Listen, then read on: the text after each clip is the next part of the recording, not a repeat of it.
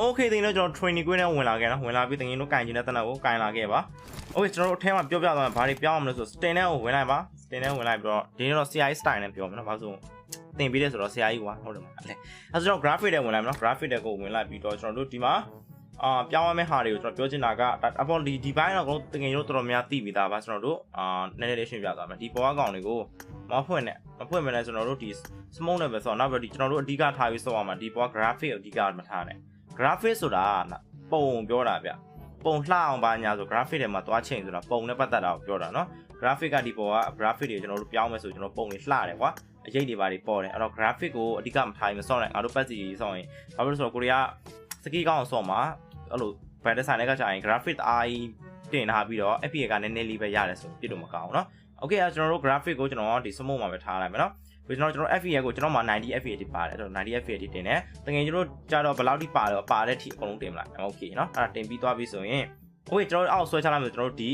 2အမြောက်4အမြောက်ရှိတယ်ကွာအဲ့ဒီကောင်ကိုတော်တော်များများမသိကြဘူးဒီကောင်ဘာလဲဆိုတော့ကျွန်တော်ပြောချင်တာဒီကောင်ကပုံနဲ့ပတ်သက်တာဗျပုံနဲ့ပတ်သက်တာဆိုတော့ဘယ်လိုကျွန်တော်တို့ပြစ်လိုက်တဲ့ခါကျရင်ဗျတနက်ပြစ်တာပဲဖြစ်ဖြစ်တော်တော်များများကျွန်တော်အဓိကထားမိတာတနက်ပြစ်တဲ့အချိန်အိုးရင်ကကျွန်တော်ဒီကောင်ပေးတဲ့စာတိုင်းကျွန်တော်ဖတ်ပြီးတော့ကျွန်တော်ပြန်ကြည့်တာတော့သူပြောတာကပုံကွာပိုကြည့်အောင်အရေးဘယ်လိုပြောအဝေးမှာရှိတဲ့ enemy ကိုပို့ပြီးတော့ဘယ်လိုပြောမလဲထင်အောင်မကွာပို့မြင်အောင်ဆိုပြီးတော့အဲ့လိုမျိုးငါထင်ခဲ့တာအဲ့လိုမျိုးတကယ်စော့ကြည့်ပြီးနောက်ပိုင်းနေစမ်းကြည့်တော့အဲ့ကောင်ပိတ်ပြီးတော့စော့ပြီးတော့ဖွင့်ပြီးတော့ပြန်စော့တယ်ကွာပိတ်ပြီးတော့ငါတစ်ပတ်လောက်စော့လိုက်တယ်စော့ပြီးတော့တိုင်းတော့ငါနောက်တစ်ခေါက်ပြန်ဖွင့်ငါပြန်စော့တော့ဘလို့ခံစားရလဲဆိုတော့ဒီကောင်လေးဖွင့်ပြီးတော့စော့တာလေစကုတ်တွေတအားငိမ့်တယ်စကုတ်ထင်းရတယ်ငိမ့်မငိမ့်ကွာပြောပြဆိုကွာ तू ကဒ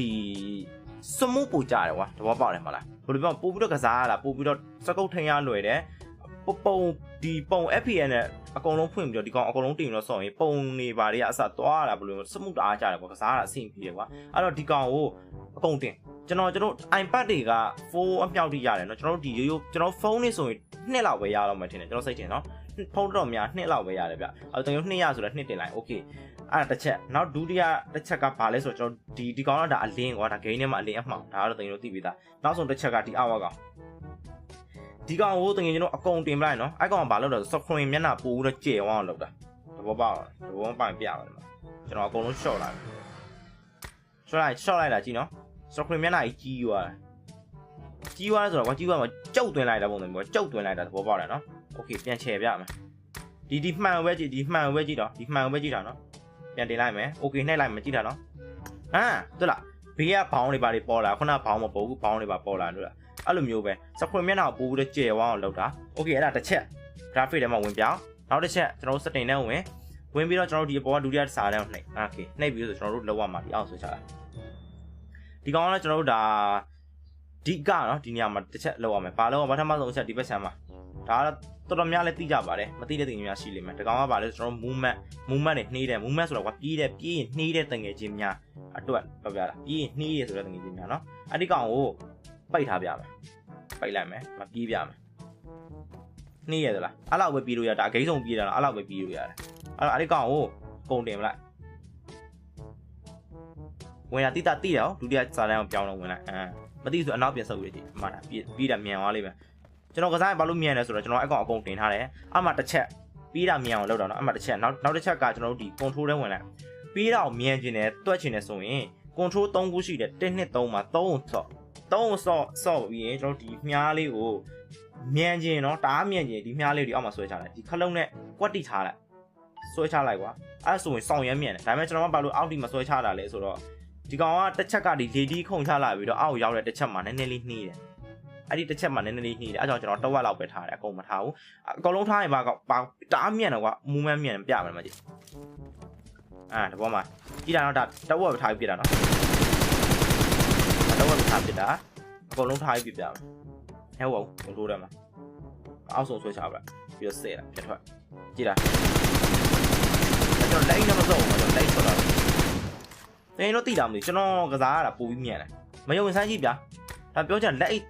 ချုပ်ပြီးတော့ဆော့တာပုံမိုက်တယ်ဗျာကျွန်တော်လက်အိတ်ချုပ်ပြီးတော့ဆော့တယ်ဟိုဒါတင်ပြီးရဆိုတော့ကွာကျွန်တော်တဝက်လောက်ပဲထားတယ်နောက်ပြီးတော့ဒီခလုတ်ကိုဘယ်လောက်ထိထားရင်ကောင်းမလဲလို့ကျွန်တော်လာမမင်းနဲ့နော်ဘာဖြစ်လို့လဲဆိုတော့တရားတောင်းတဲ့လက်စင်းမတူဗျာတအားသေးလုံးအားကြီးနေဘယ်လိုပြောမလဲတချို့တစ်ပင်သားမှာကွယ်တဲ့ခါကျရင်ကြော်ထွက်သွားတယ်အဲ့လိုမျိုးလေးရှိတယ်ဘောပေါနည်းနည်းထိတာသူကလှုပ်ပြီးကွာအဲ့လိုအပေါ်လေးပါလေးတက်တဲ့ခါမျိုးကျပြုံးချတတ်တယ်ကွာအဲ့တော့လက်နဲ့ကွက်တိကြောင်ကိုထားကြည့်ကွာ100လောက်ထားကြည့်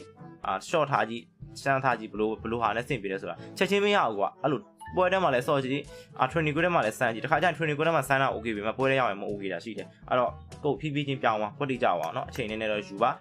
ကဲအဲ့ဒီ movement မြန်အောင်တော့အဲ့လောက်ပဲနောက်တစ်ချက်ဆက်သွားမယ်ဒီထဲထပ်ဝင်လိုက်ကျွန်တော်အတိုင်းပဲเนาะ setting နဲ့ဝင်တယ်ပြန်ပြဒုတိယစာနဲ့ပြောင်းဆွဲချခုန movement မြန်တဲ့နေရာတွေ့လားအဲ့ဒီကောင်အကုန်တင်ထားပွဲတော့အဲ့တော့ဒီဘက်ချက်မှာ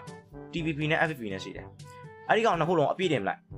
ဒီကောင်တွေကပါလဲဆိုတော့ iPad view ပုံစံမျိုးဒီပေါ် TPP ကြတော့ iPad view ပုံစံမျိုးကျွန်တော် mobile မှာလုပ်လို့ရတယ် iPad view လောက်ထိတော့မရဘူးကွာဒါပေမဲ့ iPad view မှာကျွန်တော်တို့ iPad မှာကြတော့ကျွန်တော်ပိတ်ထားပြမယ် iPad မှာကြတော့အကောင်ပိတ်ထားမယ်ဆိုရင်ကျွန်တော်တို့ဒီခြေထောက်လောက်ထိမမြင်တမြင်ထိရတယ်ကျွန်တော် mobile မှာဆိုကျွန်တော်တို့ခါတစ်ဝက်လောက်ပဲတွေ့ရတယ်မလား mobile မှာဆိုရင် okay ဒါကိုကျွန်တော်အကုန်လုံးတင်လိုက်မယ်အကုန်လုံးတင်ဆော့ပြမယ်အကုန်လုံးတင်လိုက်ကျွန်တော်6လောက်ထိမြင်ရတယ်လားအဲ့ဒါအကုန်လုံးအဲ့ဒါဘာကောင်းလဲဆိုတော့ကျွန်တော်ပြပြမယ် okay ဒီကောင်ရဲ့အားသာချက်ကအိမ်ကောင်းတယ်အိမ်ကောင်းလဲဆိုတော့ကျွန်တော်တို့ဒီနေရာကိုကြည့်တာเนาะကျွန်တော်ရှေ့ကဒီနေရာကိုကြည့်တာဒီကျွန်တော်ရှေ့ဒီကောင်ကိုကြည့်တာအဲ့ကောင်ကိုကြည့်တာเนาะအဲ့နေရာကိုကြည့်တာเนาะအခုကြည့်တာเนาะပြမယ်အဲ့ကောင်ကိုပိတ်လိုက်အနားကိုဆွဲကတ်သွားတယ်လားတဘောပါလားအနားကိုတအားရောက်သွားတယ်ကွာအနားကိုတအားရောက်သွားတယ်အဲ့ကောင်ဖွင့်လိုက်မယ်ဆိုရင်ငါတို့အနားကိုပြန်ဆုပ်လာဒါပေမဲ့ကျွန်တော်လမ်းမလျှောက်ဘူးเนาะအနားကိုပြန်ဆုပ်လာဆိုဖြစ်ရတော့ကွာအကုန်လုံးမြင်ရတဲ့အတွက်ပြက်တာအိမ်ပို့ပြီးတော့မှန်တယ်ကွာတဘောပေါက်တယ်เนาะအဲ့ဒါအကုန်လုံးဖွင့်နောက်တစ်ခုကပါလဲဆိုတော့ဒီအောက်ကဒါကြတော့ FPP နဲ့ပတ်သက်တာဒါဆိုတငယ်တို့ FPP သုံးတဲ့တငယ်များဆိုရင်တော့ဖွင့်လို့ရတယ်မသုံးရင်တော့မသုံးတော့မဖွင့်တော့မသုံးတော့ဖွင့်ကျွန်တော်တို့ FPP ပြောင်းပြတယ်ကွာဒါမှနော်ဒါ FPP ကျွန်တော်ခုနပိတ်ထားတယ်နော်ဒါ FPP ပုံစံမျိုးနော်အကောင်ဖွင့်လိုက်ဆိုခုနလိုမျိုးပဲအနောက်ရောက်သွားတယ်ဟုတ်လားပို့ပြီးတော့ကြည့်သွားတယ်အဲ့တော့ကျွန်တော်ပြောချင်တာဖွင့်ပြီးတော့ဆိုနော်အကောင်တစ်ခုလုံးဖွင့်လိုက်အဲ့ဒါဆိုတငယ်တို့အိမ်ပို့ကောင်းလာလိမ့်မယ်ဒါပေမဲ့ပထမဦးဆုံးတစ်ချက်ပြောချင်တာကတငယ်ချင်းတို့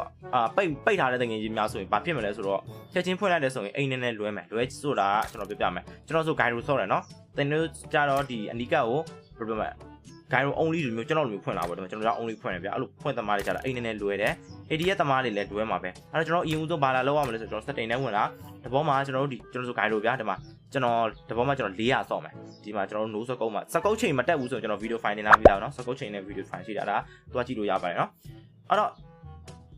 ဒီမှာကျွန်တော်တို့ဒီကျွန်တော်တို့ no ပါကွာဒီ no ငါတို့ free fire ဒီ no စကုတ်ပြတဲ့နေရာမှာနည်းနည်းလေး short ချလိုက်ဘာလို့ဆိုငါတို့ screen မျက်နှာကိုကြီးအောင်ငါတို့လုပ်ထားတဲ့အတွက်ငါတို့ပုံမှန်ဆော့နေတဲ့အိမ်နဲ့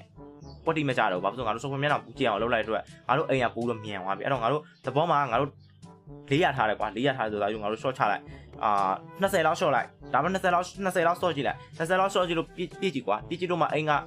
လွဲနေသေးလားမှန်နေသေးတော့ဒီလိုမျိုးပြည့်ပြမတိုက်တော့ဟိုဘက်တော့မသွားတော့ဘူးကွာဒီမှာဒီတိုင်းမှာဒီမှာတိုင်နေတွေ့လားအဲ့ဒါတော့ပြည့်ကြည့်ဒါခိုင်းလို့တော့ပြောတော့ ADS သမားဆိုလက်မနဲ့ပြောဒါလက်မနဲ့ပြောပြတာလက်မနဲ့ဆိုပြမယ်နော်ပြည့်တယ်လက်မနဲ့ပြောရအဲ့လိုဆိုကြည့်ပါကွာကြော်သွားတယ်လိုသွားတယ်ဆိုရင်အမှ short ချကြော်သွားလိမ့်မယ်တာကြီးဘာဖြစ်လို့ငါတို့ဒီ screen မျက်နှာကိုကြည့်အောင်လုပ်ထားတဲ့အတွက်ငါတို့ရဲ့အိမ်ကတအားမြင်နေတယ်ဘာလို့လဲ20လောက် short ချလိုက် no စကုတ်နော်အဲ့လောက်ပါပဲမခက်ဘူးအဲ့တော့လှုပ်လိုက်ပြီဆိုတိုင်းမင်းတို့စကုတ်တွေmovement တွေမြန်လာမယ်အိမ်တွေကောင်းလာလိမ့်မယ်နော်အဲ့လောက်ပါပဲမခက်ပါဘူးနော်လောက်ရမှာအဲ့ဒီချက်လေးပဲနောက်ပြီးတော့နောက်ပိုင်းဒီစကီးကောင်းဘာညာဆိုတာကတော့ဆက်စင်ပြမယ်အဲ့ဒါဘာလဲဆိုတော့လက်ပေါ်မှာမူတည်တယ်လက်ပေါ်မှာမူတည်ဆိုတော့ကွာပုံမှန်ငါတို့ဆော့တာလက်2ချောင်းနဲ့ဆော့တာမလားအဲ့တော့တကယ်တော့3ချောင်းပြအောင်ဆော့လက်များရင်ဘာတာလဲဆိုတော့ကျွန်တော်ပြမယ်လက်များရင်ဘာတာလဲဆိုတော့အခုကျွန်တော်5ချောင်းဆော့တယ်ဗျာ5ချောင်းဆိုဘာတာလဲ